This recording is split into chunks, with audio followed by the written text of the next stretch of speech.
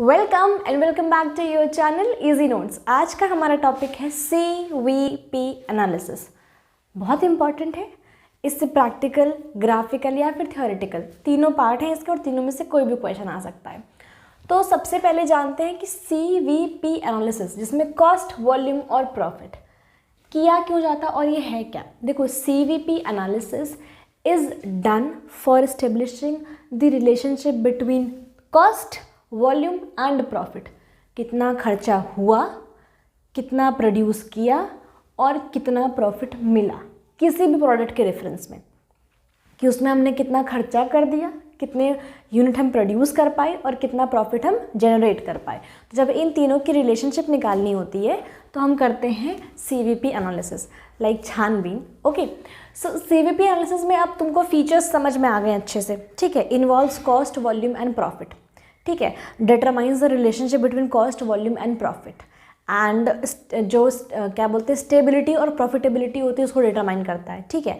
भाई अगर CVP तुम्हें रेशियो निकल आएगा CVP एनालिसिस से तुमको, तो प्रॉफिट कितना है समझ में आ जाएगा ना, तो वो तुमको प्रॉफिटेबिलिटी भी पता चल जाएगी, ठीक। अब इसमें ब्रेक इवन एनालिसिस भी हम इसी में करते हैं। तो ब्रेक इवन पॉइंट पे हम है कि नहीं, पहुंचने में कितना वक्त लगेगा, कितने अमाउंट प्रोड्यूस करना पड़ेगा और उससे ऊपर है कि उससे नीचे है, ये सब कुछ भी हमें कहाँ से पता चलता है, CVP एनालिसिस से। तो ये थे इसके कुछ फीचर्स, ठीक है। जब बात करते हैं CVP एनालिसिस की, तो जब हम ये चीज़ एनालाइज करते हैं ना कि कॉस्ट, वॉल्यूम और प्रॉफिट के बीच का डिफरेंस क्या है, तो हम ये अजम्पशंस रखते हैं। बट ऑब्वियसली यार, बिना अजम्पशन के तो कोई भी थ्योरी, कोई भी डेरिवेशन बना ही नहीं है। फिजिक्स, केमिस्ट्री, मैथ्स, बायो, कहीं भी डेरिवेशन में जब भी आप करोगे कुछ भी तो अजम्पशन रहेगा। तो फिर अभी इसमें अजम्पशन क्या है, TC का मतलब होता है टोटल कॉस्ट। 11th 12th की याददाश्त वापस लेकर आओ, ठीक है। कुछ समय के लिए अपना रिलेशनशिप साइड में रखो और इसे सोचो, ठीक है। TC का मतलब टोटल कॉस्ट, FC का मतलब फिक्स्ड कॉस्ट और VC का मतलब वेरिएबल कॉस्ट। याद है, MC का मतलब मार्जिनल कॉस्ट, वो नहीं जो तुम रोज़ बोलते हो, ठीक है। एंड CS का मतलब क्लोजिंग स्टॉक, OS का मतलब ओपनिंग स्टॉक, ठीक है। सो टोटल कॉस्ट हमेशा ही फिक्स्ड कॉस्ट और वेरिएबल कॉस्ट का सम होती है ना। जो फिक्स्ड कॉस्ट लगी और जो वेरिएबल कॉस्ट आई, ठीक, उसका सम टोटल कॉस्ट होती है।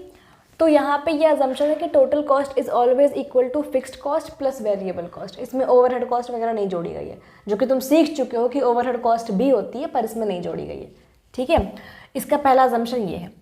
दूसरा अजम्पशन ये है कि सेलिंग प्राइस, SP का मतलब सेलिंग प्राइस, याद आ रहा है ना, SP का मतलब सेलिंग प्राइस, CP का मतलब कॉस्ट प्राइस।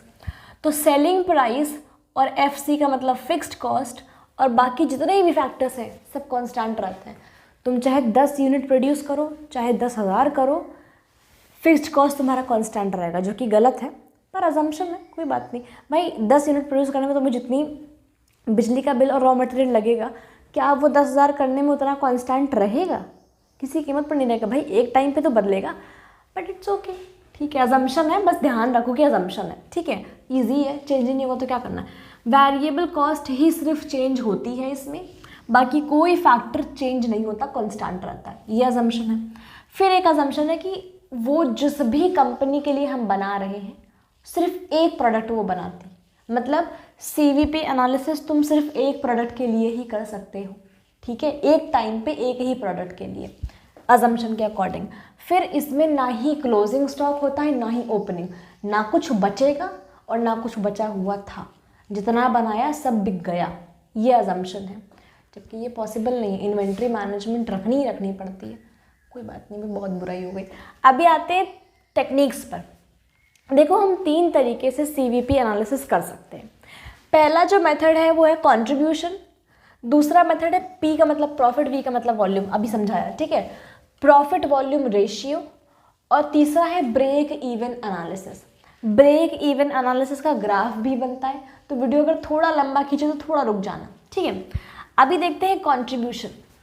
कंट्रीब्यूशन का मतलब कि कौन सी कॉस्ट कितनी लगी, है ना। कंट्रीब्यूशन का मतलब क्या है, तुम्हारी कितनी हिस्सेदारी थी। तो कंट्रीब्यूशन का जो फॉर्मूला होता है वो होता है सेल्स माइनस वेरिएबल कॉस्ट या फिर मार्जिनल कॉस्ट।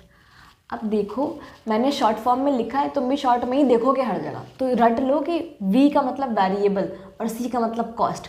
तो सेल्स माइनस वेरिएबल कॉस्ट या फिर मार्जिनल कॉस्ट। देखो, जब भी हम बात करेंगे फॉर्मूले की तो तुम्हें सिर्फ ये फॉर्मूला रटना है, सिर्फ ये वाला, ठीक, दिस वन। अब इसी का सेकंड फॉर्मूला है फिक्स्ड कॉस्ट में प्रॉफिट ऐड करोगे और अगर लॉस हुआ है तो लॉस को माइनस करोगे, जो कि बट ऑब्वियस चीज़ है भाई, फिक्स्ड कॉस्ट में प्रॉफिट ऐड कर लोगे और लॉस होगा तो लॉस को माइनस कर लोगे, इसलिए मैंने प्लस माइनस साथ में लिखा है, स्लैश लगाया है। या तो तुम्हें क्वेश्चन में मार्जिनल कॉस्ट दिया होगा या तो वेरिएबल कॉस्ट, जो भी दिया होगा सेल्स में से उसको माइनस कर दोगे। ये तो कंट्रीब्यूशन का हो गया, कंट्रीब्यूशन में बस यही चीज़ें हैं, sales, fixed cost, profit loss और मार्जिन या फिर वेरिएबल कॉस्ट, ठीक है। इसमें से कुछ ना कुछ तुम्हें दिया ही होगा, तभी तुम ये चीज़ डेराइव कर पाओगे। जब आते हैं इसी के बाद हम आते हैं प्रॉफिट वॉल्यूम रेशियो पे। अब इन्होंने कहा है प्रॉफिट वॉल्यूम का रेशियो, तो इनकी नज़र में contribution upon sales is profit upon volume, ठीक है। हमने कितना खर्च किया और कितनी सेल हुई, वही तो हमारा रेशियो होगा। तो अब देख, लॉजिकल चीज़ है, यहाँ पे कंफ्यूज नहीं होना। कभी कभी हमें कंट्रीब्यूशन सीरीज तो नहीं दिया होता है कि कंट्रीब्यूशन इतना है, अक्सर क्वेश्चन में दिया होता है कि वेरिएबल कॉस्ट इतनी है, सेल्स इतनी, find the profit and volume ratio. तो ये मत सोचना कि भाई अब क्या करें, ऐसा नहीं होता।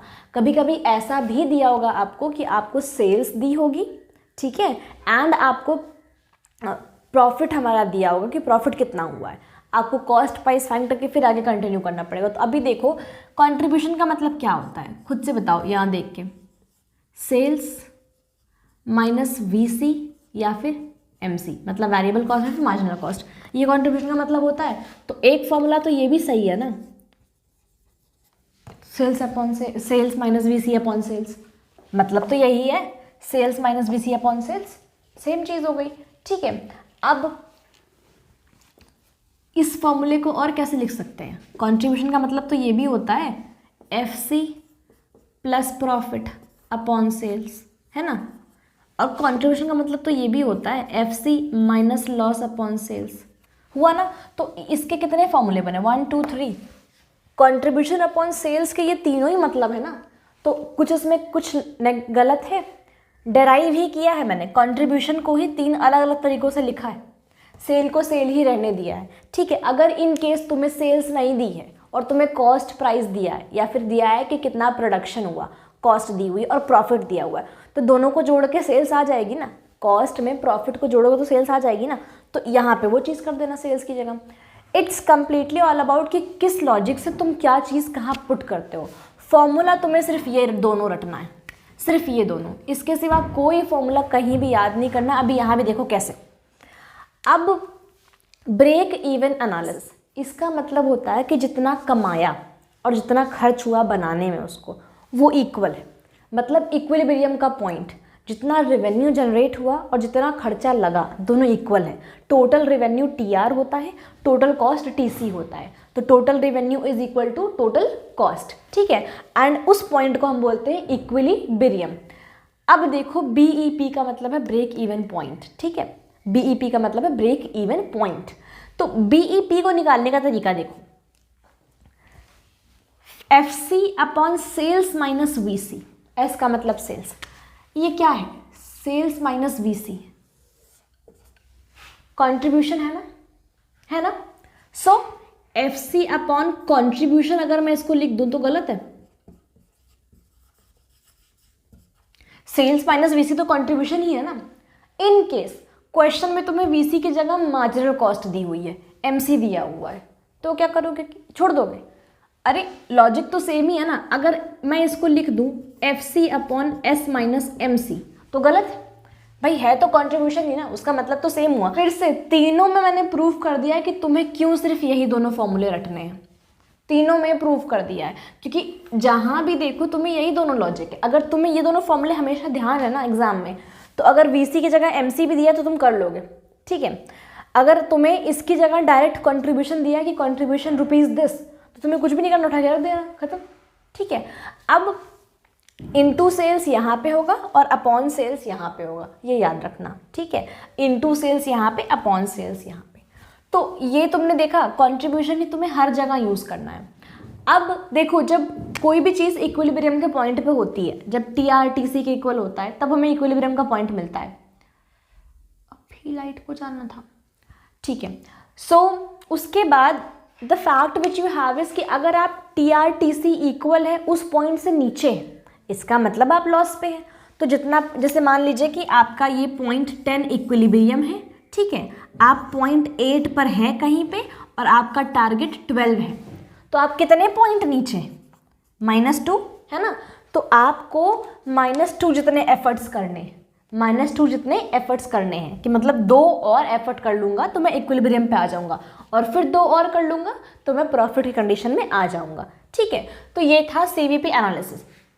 बेसिकली CVP एनालिसिस करते हैं ये जानने के लिए कि हम जो चीज़ कर रहे हैं, ठीक है, लाइक कि हम जो प्रोडक्ट प्रोड्यूस कर रहे हैं उसमें हमें कितना करना पड़ेगा प्रोडक्शन और कितना सेल्स करना पड़ेगा ताकि हमें नो प्रॉफिट नो लॉस की कंडीशन मिल जाए और उसके बाद प्रॉफिट हो जाए, ठीक है। बेसिकली इसको आप प्रोडक्ट बनाने से पहले भी कर सकते हैं एज एन एस्टिमेट लेके कि फिक्स्ड प्राइस और फिक्स्ड कॉस्ट और हमारी वेरिएबल कॉस्ट क्या क्या आएगी लेट करके कि इतनी इतनी आएगी तो हम कितना प्रोड्यूस करें और कितना सेल करें, ठीक है।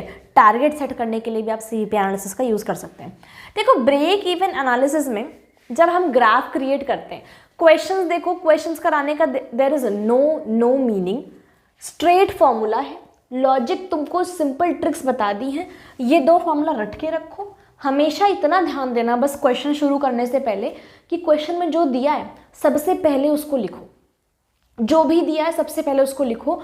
और जैसे मान लो उसमें सेल्स दिया है तो कभी ये दिमाग से मत निकालना कि सेल्स का मतलब होता है कॉस्ट प्राइस प्लस प्रॉफिट, ठीक है। अगर उसमें सेल्स और कॉस्ट प्राइस दी है, प्रॉफिट नहीं दिया है, प्रॉफिट तुम्हें हर जगह चाहिए ना, यहाँ प्रॉफिट चाहिए, यहाँ भी प्रॉफिट चाहिए, तो तुम खुद से निकालना सेल्स में से कॉस्ट प्राइस माइनस करके, ठीक है। हमेशा ट्रिकी क्वेश्चंस दिए होंगे तो तुम लिखना सबसे पहले कि क्या दिया है और जो दिया है उसके आगे उसका डेरिवेशन कि उसका मतलब क्या होता है, ये भी होता है, ये भी होता है, ये भी होता है, उसके बाद तुम उसको डेराइव करके सॉल्व करना। इसलिए क्वेश्चंस में इसीलिए नहीं करा रही हूँ क्योंकि बहुत बेसिक चीज़ है, डेरिवेशन है। अभी तो यार ग्रेजुएशन में आ गए, 11th 12th पूरा डेरिवेशन किया होगा साइंस वालों ने, और जब कॉमर्स वाले हैं उन्होंने 10th तक तो किया है ना, बहुत सिंपल डेरिवेशन है, ठीक है। सो जब हम आते हैं ग्राफ पे, तो अभी लेट मी रैप दिस, तब तक आप लोग स्क्रीनशॉट लेना चाहो तो आप लोग ले सकते हो, ठीक है। Okay, so now we are here with the graph. देखो ये हमारा x एक्सिस, ये हमारा y एक्सिस। एक चीज़ जो लोगों को बहुत कंफ्यूजिंग लगती है कि इतने सारे मेथड्स हैं ब्रेक इवन ग्राफ के, इतनी सारी चीज़ें हैं उसमें, कंट्रीब्यूशन भी, प्रॉफिट भी, सेल भी, FC भी, VC भी। बहुत सिंपल तरीके से सिर्फ इस ग्राफ को रट लो तुम, कोई भी ग्राफ बनाने में कभी गलती नहीं होगी। इन केस अगर तुम अटेम्प्ट कर रहे हो प्रैक्टिकल क्वेश्चन, वैसे छोड़ के मत आना अगर पढ़ के जा रहे हो तो, ठीक है। देखो जो हमारा x एक्सिस होता है, मतलब कुछ नहीं, जो सीधी जो खड़ी खड़ी लाइन होती है उस पर हम कॉस्ट को डिनोट करते हैं। कॉस्ट फिक्स्ड कॉस्ट भी हो सकती है, पूरा टोटल कॉस्ट भी हमारी हो सकती है कि जितना जितना जिस हद तक हम लोग खर्च कर सकते हैं। कुल मिला के कॉस्ट मतलब C को हम इस खड़ी खड़ी लाइन पर डिनोट करते हैं, इसे बोलते हैं x एक्सिस, ठीक है।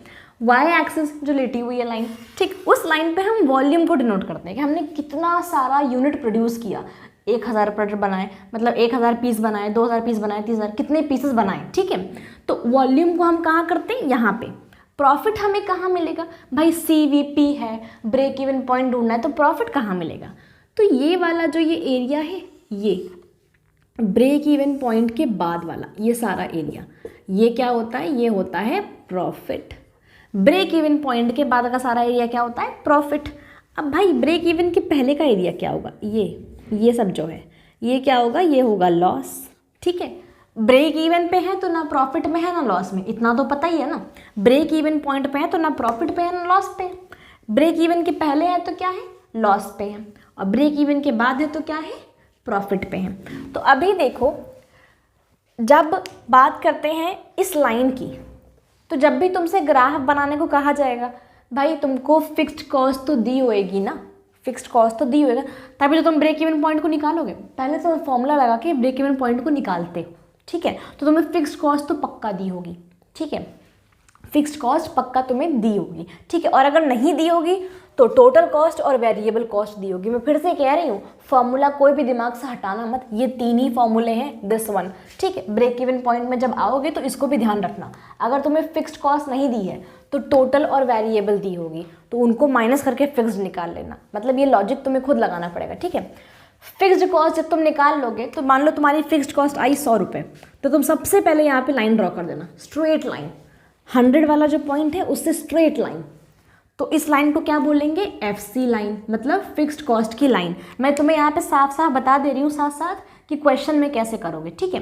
तो जब फिक्स्ड कॉस्ट तुम्हारी आ जाएगी या क्वेश्चन में जो भी दी होगी, मैंने मान लेता है कि 100 दिया है क्वेश्चन में, ठीक है, तो मैंने क्या किया, स्ट्रेट लाइन ड्रॉ कर दी। सिंपलेस्ट वे है ये, ऐसे कोई इतना हलवा करके नहीं समझाएगा, सब बोलेंगे ऐसा वैसा, लॉजिक नहीं, सिर्फ इतना सोचो कि डेरिवेशन कैसे, तिगड़म सबसे आगे, ठीक है।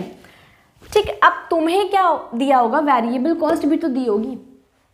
तो हमेशा ध्यान रखना जो फिक्स्ड कॉस्ट है उसके बाद ही तो वेरिएबल कॉस्ट लगनी शुरू होती है। लॉजिकल बात है ना भाई, पहले प्रोडक्ट को बनाने में बट ऑब्वियसली वेरिएबल कॉस्ट थोड़ी सी आई होगी, एक आधी दो प्रोडक्ट तुमने बनाए हैं तो वेरिएबल कॉस्ट वहाँ पे थोड़ी आई होगी, क्योंकि उसके लिए रूम भी एक ही चल जाएगा, ठीक है, बिजली भी थोड़ी कम लगेगी, ट्रांसपोर्टेशन भी थोड़ा कम लगेगा।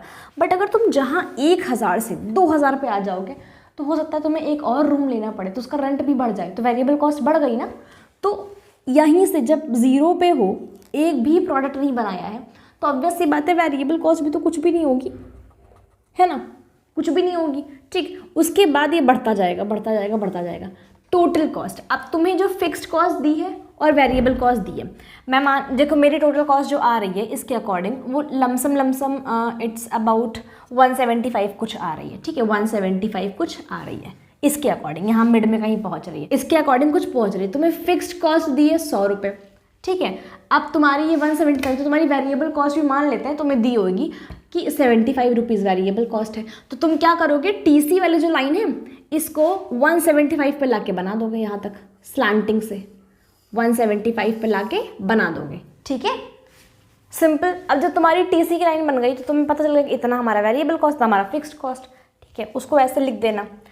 अब हमसे कहा गया है कि सेल्स हमारी कितनी हुई है, भाई सेल्स भी तो दिया होगा ना, ब्रेक इवन पॉइंट अगर तुमसे निकालने को कह रहा है तो बट ऑब्वियसली सेल्स दिया होगा ना। सेल्स शुरू कहाँ से करोगे, ज़ीरो से करोगे, है ना, शुरू करोगे लाइन बनाना, ज़ीरो से शुरू करोगे लाइन बनाना, और उसके बाद जो सेल्स दिए, जैसे कि मान लो हमारा यहाँ पे जो सेल्स दिया है वो ये दिया है, देखो 250 के लमसम, ठीक है, ये हमारा दिया है टोटल कॉस्ट और हमारा सेल्स दिया है 250 लमसम। इस ग्राफ के अकॉर्डिंग, रफ ग्राफ है ये, उसके अकॉर्डिंग सेल्स हमारी 250 गई है। अब देखो 175 और 250 कितने का गैप है, 75 का, मतलब हमारा प्रॉफिट कितने का है, 75 का, ठीक है।